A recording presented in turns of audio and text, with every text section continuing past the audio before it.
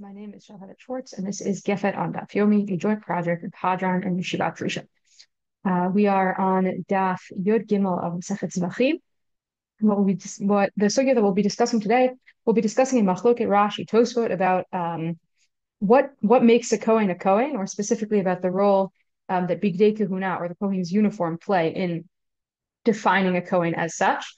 And hopefully this conversation will dovetail also with a discussion of the role of bigdei kehunah specifically with regard with regard to the avodat Kohen Gadol on Yom Kippur, which is coming up in a couple of days, and hopefully will give us a little bit of food for thought for the upcoming day. So let's jump into the sugya on Daf Yud Gimel, which is dealing with, we're still in discussions of lishma, right, of the requirement of a certain kind of intention when it comes to certain avodot of the korbanot. And the question that the Gemara is dealing with is which of the different actions with regard to the korban need to be done lishma, and if they're not done lishma, can passel the korban, or like render the korban unfit. So the Gemara is dealing with the question of Kabbalah, right, of the collection of the blood after shechita in a kli, and the question of whether or not that requires lishma. The Gemara asks, the Kabbalah mi pasla, right? Does Kabbalah shelo lishma really pass the korban? And then brings a breita about the requirement of the requirement of Kabbalah specifically as one of the avodot in the Mikdash. The Tanya, and here's the breita. It's going to be a midrash halacha, right, from the pasuk v'hikrivu b'nei Aharon haKohanim. So v'hikrivu, the breita says, so kabbalat hadam, right? That's going to be the breita's conclusion, and then it's going to kind of question that conclusion and ultimately get back to the conclusion. So v'hikrivu zo kabbalat hadam. Ata omer kabbalat hadam o eno ela zrika. Is that really referring, right? The word v'hikrivu, does it really refer to the Kabbalah, or maybe it actually just refers to the zrika, the throwing of the blood? Shehu omer v'zarku, right? And that's later on in the pasuk. Hare zrika, or ha ma'ani mekayim, earlier on in the pasuk. Hare ha ma'ani mekayim v'hikrivu zo kabbalat hadam, right? So we already have the word zrika, so v'hikrivu has to be referring to something else. Here it refers to Kabbalah. B'nei Aharon haKohanim shetehei bekohen kasher ubikli sheret. Right, and this is going to be the site of the Machloket Rashi Tosafot, that the continuation of the pasuk v'hikrivu b'nei Aharon haKohanim, right, tells us about a requirement that the korban tehei bekohen kasher ubikli sheret, that it be with a kohen who is fit for the avodah and with the kli sheret. The breita continues. There's an interesting discussion, right, to be had about the continuation of the breita with regard to the relationship between midrash halacha and masoret. But we're not gonna go into that now. We're really just gonna focus on, right, that line there. B'nei Aharon haKohanim shetehei bekohen kasher v'kli sheret. There, we see Rashi, right? Rashi's commentary. He tells us what we mean by both kohen kasher and by kli sheret. So kohen kasher, according to Rashi. So a kohen kasher means a kohen who is not a halal and is not a baal mum. So far, so good. Ubi kli sheret, Rashi tells us, is referring to the bigdei kehunah. So what does Rashi say? Kli sheret sheyihu melubashim bigdei kehunah. Right, to kohanim mashma bekehunam v'hainu bigdei kehunah. V'v'chol heicha dekatani nami bekohen kasher b'kli sheret b'bigdei kehunah kamar. So when we see kohen kasher and kli sheret, that means the kohen is kasher and is decked in garments that are fitting for the occasion or for his role. Right, kohanim have to be bekehunam, right, in their priestly garments, and those and the kehunam refers to Rashi if they're priestly garments, and that's going to be true anywhere. So we have, right, the definition of the Kohen himself, which is going to be referring to certain facts about his parentage or his, right, like it has to be in a certain kind of physical condition, and then the requirement for bigdei kehunah becomes a right, that's in a different category. That's a different requirement of kli sheret. Kli sheret here will refer to the bigdei kehunah. Now Tosafot is going to find this position challenging, and we're going to see why in a second. So Pirush b'kunter klisha reit bigdei kehunah. Right, Tosafot tells us that Rashi, right, reports to us what Rashi says, that the klisha reit refers to bigdei kehunah. V'kasheh, he says, deha nafka l'kamanda perik sheni mikra de in bigdei helen alehen in kehunah alehen v'havaluhu zarim v'afilu ba'avodah de lo ma'akba kapara. So what Tosfot says is, wait a second, cliche can't be referring to the bigdei kehunah because the bigdei kehunah are actually part of what define the Kohanim as such, right? We see later on in the second parak, we see a drasha from a pasuk that if in bigdeihem aleihem in kehunah aleihem, right? The same I think the same drasha that Rashi was referring to earlier of the kehunah, right? That when they're not wearing their clothes, it's not just that they're not using the proper klisharei. They're actually no longer kohanim. In kehunah lehem, that's what it says. V'havalu zarin, and they become right. They become like as though they're not kohanim, as though they're regular old Yisraelim who are not able to serve as avodah in the mikdash. So part of what it means to be a kohen kasher, according to Tosafot, is going to include already the bigdei kehunah. Klisharei has to be referring to something else. In terms of how Tosafot answers this question, Yesh Lomar Tosafot says to Ilav Gezerah Shabbat Dehacha Hava Amrinan Mashi Hibida Torah Mefusar begadim Hainu Heicha Diktive begadim Aval Heicha Delo Ktive begadim Lo. So Tosafot says actually we learned that whole principle from the Gezerah Shabbat that we have here. Bnei Aaron Kohanim kehunah, right? Sorry, Bnei Aaron Kohanim kohen kasher v'klisharei, right? If it weren't for that Gezerah Shabbat, I would have said that only specifically in places where the Torah specifically mentions that there's a problem if the Kohen isn't wearing the right bigdei kehunah, right? That would be a place where the Kohen would need bigdei kehunah, but anywhere where it's not written, it would be fine with that. The Kohen would be fine without it. But now that we have our limud that we have here in our sugya, we know that actually the bigdei kehunah are fundamentally in all cases definitional of what partially definitional of a kohen kasher in the first place. And if I didn't necessarily have this Zerah Shavah, right, there are a couple of places in the Torah where there's avodah kehunah that doesn't specifically require bigdei kehunah. So I would have thought lo hava ba'inan begadim mi kohen kehunah, right? I wouldn't if it were, that drasha wouldn't be enough to tell me that I need begadim for here. Elami de gali rafmana gabay kabbalah Zerah Shavah, but now here that I have this Zerah Shavah, yalfina b'chol dufta de kohen have kehunah. So right, what Tosafot's ultimately coming to say is that actually, right, this text here, this limud here, comes to tell us that in all places where that require an avodah of a kohen, part of what is definitional of that avodah of a kohen is the bigdei kehunah. Not that they're a kind of separate requirement, but that they are definitional of the kohen himself. So just to kind of look at this a little bit more visually, right? So for Rashi, bigdei kehunah are not part of the definition of a kohen. This is on the right. Right, a kohen kasher is anyone who's got a halal or a balmu. And then bigdei kehunah are a klisharei. They're just they're an accoutrement to the whole process. Whereas for Tosafot, no, bigdei kehunah are part of what defines a kohen as such, right? And the avodah that requires begadim are definitive of the kohen as such. And there was a havamina that there could be avodah that doesn't require begadim, but ultimately, right, part of what we learn from this sugya here is that the begadim are essential to the kehunah of the kohen himself. Where we're gonna turn to now a discussion in the Mordechai of a debate between two rishonim, Rabbeinu Tam and Rabbeinu Peter, a little bit less well known, that actually relates to this machloket, and that we sort of see this machloket play out with regard to the status of kehunah of kohen bazman, right, bazman hazeh.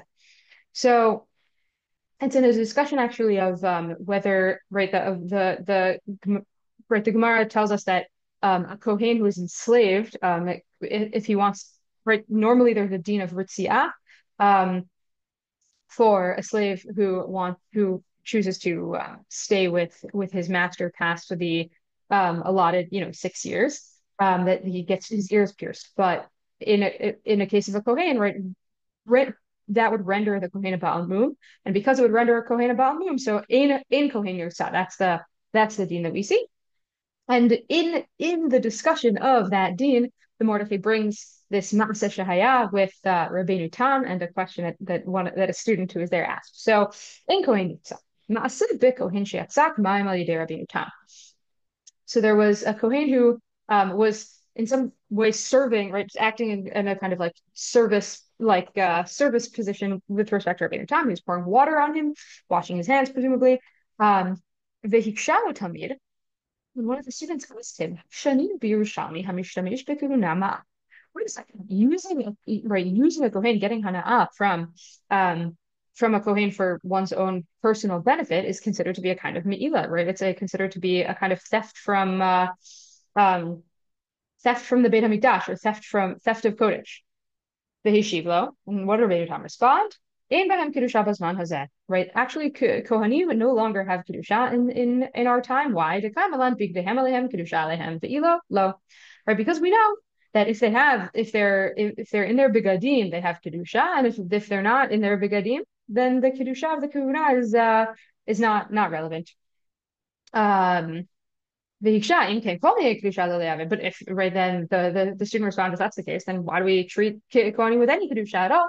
Rabbeinu Tam didn't necessarily answer. So we see, right, we're already seeing sort of one perspective. This was the perspective that we saw in Tosafot earlier, that a Kohen without his uniform is unfit, and that the begadim are part of what defines a Kohen's sanctity. Then the Mordechai is now bringing a different shita of that of Rabbeinu Peter. So the yeshiva of Rabbeinu Peter. Right now Rabbeinu Tam didn't know what to say about the other kinds of kedusha that we still treat kohanim. Once Rabbeinu Peter comes up with a different answer, yesh behen kedusha. Right, it's true they do have kedusha even basman hazeh yacholim chol. But nowadays, and this is right, as opposed to what once was, they're able to be mochel on their kedusha. Kedushim in Kohen Yurtza. And we know from this whole discussion of in Kohen Yurtza, right, mipnei shena asa ba'mum, right, the reason why you can't do ritzia, you can't pierce the ear of the Kohen is because it'll make him a ba'mum. But wait a second, v'hachta belohach tamei tikshe, right? Hins mati mishtabi be. If we are theoretically right treating Kohanim with all of the kedusha that we would normally, right, if it was asur to, right, if kol hamishtamesh bekohen ma'al, right, if you're not allowed to use a kohen for your own purposes, wait a second, the whole discussion is a discussion of a kohen who has been enslaved, presumably to serve his master. So if that, how could that possibly be allowed in a situation, right? If we were in a situation in which it was asur to lishtamesh bekehunah, so then elav vada matzimachlo. So it must be that a kohen is able to be mochel on his kedusha. And that's why we know that the reason why you can't, right, that's why we need the reason of you can't make him a Baal Mum, and that's why you can't pierce his ear. The imkain hayan yirtzah, right? If it weren't for the Baal Mum problem, we would be able to do ritzia, aka we would be able to use the kohen for one's own personal benefit. There can't be a me'ila problem. So the Mordechai is bringing in, right, a different reason and a different kind of fundamental understanding of the status of Kohanim nowadays. They still do, right, have the kedusha that is ultimately befitting to them, even nowadays, even when in bigdei alehem, right, even without their begadim, they're still the Kohanim are still holy, and it's independent of what he happens to be wearing. True, now, right, the kedusha of a Kohen is kedusha that he's able to voluntarily relinquish, but that doesn't mean that he doesn't have that without the begadim, he's not a Kohen. So again, right, these positions sort of align with those of Rashi and the Tosafot. So we see, right, the Rashi of Kohen is defined as such even without his begadim, and Rabbeinu Peter sort of follows in a similar lens, right? The requirement to honor a priest's dignity applies him today, even though he can relinquish that right, despite the fact that he doesn't have bigdei kehunah. Whereas Tosafot, no, a Kohen without his begadim is not a Kohen, and that aligns with the position of Rabbeinu Tam, which is that nowadays there's no such requirement to honor the dignity of a priest, right? It's not it doesn't apply because Kohanim no longer wear bigdei kehunah. The avodah and mikdash is no longer a relevant part of who they are and what they do. Um, this whole discussion, I think, dovetails with a kind of similar set of questions that when they come to what that are going to become very relevant in the next couple of days when it as we sort of start to think about Yom Kippur and the Avodah of Yom Kippur. One of the special things about what happens on Yom Kippur is that for the Avodat Yom Kippurim, the Kohen Gadol, who usually wears a particularly colorful and fancy set of bigdei kehunah, right? The bigdei Kohen Gadol are like gold and right considered much more, much fancier than the bigdei Kohen. But on Yom Kippur, right, the pasuk says, "Bezot yavo Aharon hakodesh b'farvim b'kar chatav leolah." Right, he comes with this par and ayah, "Ketonet bad kodesh yilbash u'michnasei vad yihu al b'sara," so that he's supposed to wear a cloak and pants made of linen, right, white clothes. The bigdei lavan are the begadim that the Kohen Gadol wears on Yom Kippur. Um, and he's dressed all in white, which in a way that is much more similar to the garments of a Kohen Hedyot than those of a Kohen Gadol. So I think many of you probably are familiar with the discussion in the Gemara of in Kategorna Sasanigor, right? The problem of going into the Kodesh Kodashim wearing gold, because it might remind God of the sin of the Egel Hazahav. But I wanna offer a couple of other directions for thinking about a different couple of shots of what might be going on here in terms of why the Kohen Gadol wears white on Yom Kippur. So the first direction is going to be based on a Gemara based on the Yerushalmi. V'lama b'bigdei lavan? The Yerushalmi asks, Amar b'chia barba, k'shirut shel malan kach shirut shel matan. So why is he wearing linen? Why is he wearing white? Because right, kifirut shamala kach shirut shamata, right? The service up above, that so too should be the service down below, right? So malamalan v'ishachad b'tucham levush badim, right? The Yerushalmi here is quoting a pasuk in Yechezkel about right a vision of the ministering angels, or one specific ministering angel who is serving and is wearing linen. So afabatan ketonet bad kodesh yilbash. Right. The idea here is that the Kohen Gadol is wearing white because he's trying to imitate or um to act on some level in imitation of the angels above. And this kind of the Abarbanel also kind of goes in this direction. Kohen Gadol בקנסו במקום המקודש ההוא, היה מתדבק בבוראו ומתדמה כל מה שאפשר לאלוהיו ולמלאכיו בהיותו ביום ההוא כאחד מצבא מרעו. Right? The Kohen Gadol is trying to kind of enact or imitate the angels themselves, and maybe that is behind why he's wearing white. So the white begadim are a kind of higher order of sanctity for the Kohen Gadol, similar to that of the angels. That's one direction. Another direction maybe it actually goes in almost the opposite direction, right? And this is the way the Bavli puts it, right? Ma talmud lomar yilbach, Rabbidosa omer lahavi bigdei Kohen Gadol b'yom kippurim, shehem kshirin lekohen hagyot. Right, that actually maybe there's something to the fact that the Kohen Gadol on Yom Kippur is dressed like a Kohen Hedyot. Maybe it's not about a higher order of sanctity, but actually about him recognizing that right he's not so special and that he's really acting on behalf of or and therefore in some ways more similar to his brethren, the other Kohanim. And we kind of also can see echoes of this in the Rambam, right? Right? It's fitting that the Kohen Gadol let go of the higher levels of kavod and the higher level of dignity that come with the bigdei zahav. He should have, it should be enough for him that he should be dressed like a Kohen Hedyot. Right? It's actually about instilling in him a sense of his own kind of lowered status, or his certainly with respect to or in relation to to God. That's the second direction, right? That the white begadim are a lower order of sanctity, right? The opposite of that of the Yerushalmi, and that what this is really about, not that he's similar to the angels, but that he's similar to a regular Kohen.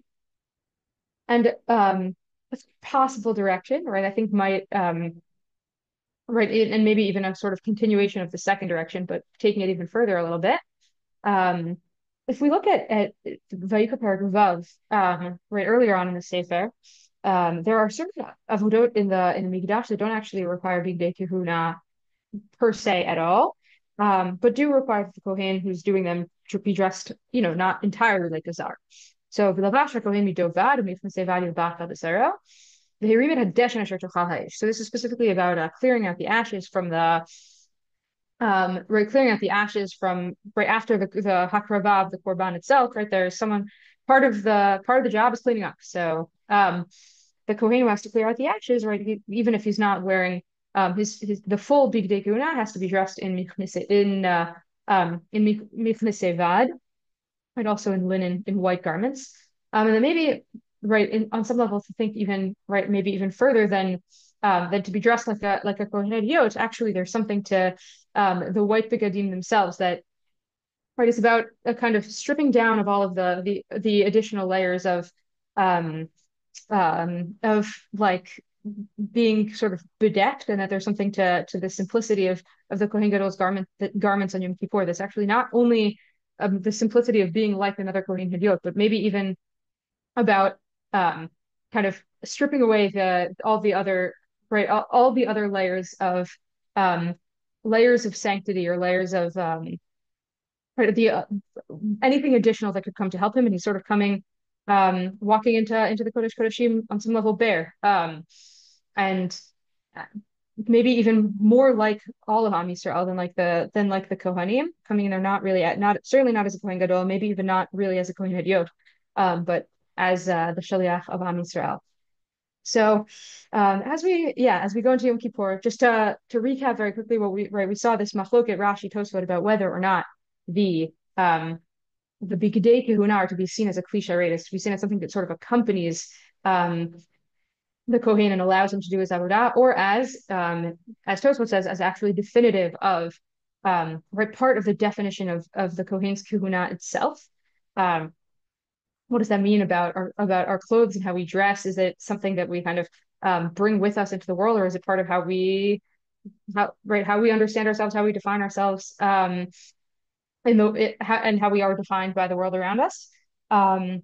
We saw the kind of a sort of reflection of that debate in the machloket between Rabbeinu Peter and Rabbeinu Tam about the status of Kohanim Bazman Hazeh.